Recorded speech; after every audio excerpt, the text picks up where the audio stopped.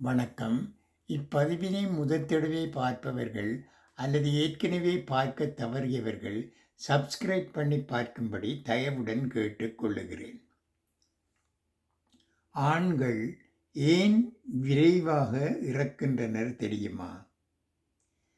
ஒரு ஆண் கடுமையாக உழைத்தால் பெண்டாட்டியை கண்டுக்க மாட்டேன் என்று மட்டம் தட்டுவார்கள். பெண்டாட்டியை கவனிச்சுக்கிட்டால் அவளையே சுற்றி சுற்றி வாரேன், வேலை வெட்டி இல்லாத பையன் என்று கட்டம் கட்டுவார்கள். அது போகட்டும், ஒரு பெண்ணை பார்த்து அழகாக இருக்கிறாய் என்று சொன்னால் அது ஈவ்டீசிங் என்று கிளப்பி விடுவார்கள்.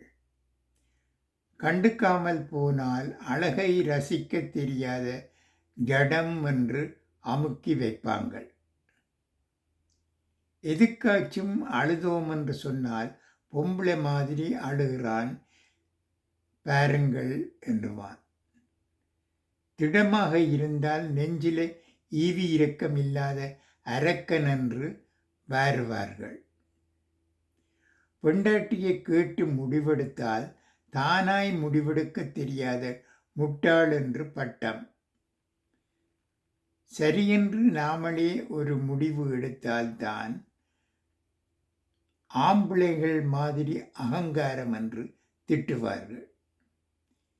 ஏதாவது பிடிச்சது வாங்கிவிட்டு போய் கொடுத்தால் என்னத்துக்கு இப்போ காக்கை பிடிக்கிறீங்கள் அப்படி என்று ஒரு நக்கல். ஒன்றும் வாங்கிட்டு போகாமல் விட்டால் ஒரு முழம் பூவுக்கு விதியத்து போயிட்டேனே என்று மூக்கை சிந்திக்கிட்டு விக்கல். ஒரு குறிக்கோளோடு உழைச்சால் வேலையை கட்டிக்கிட்டு மாரடிக்க வேண்டியது தானே. எதுக்கு உங்களுக்கு பெண்டாட்டி என்று ஏசல்.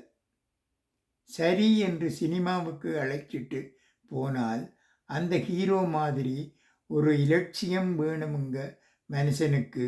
எப்படி உழைச்சு முன்னேறி கார் பங்களா வாங்கினான் பார்த்தீர்களா என்று பூசல்.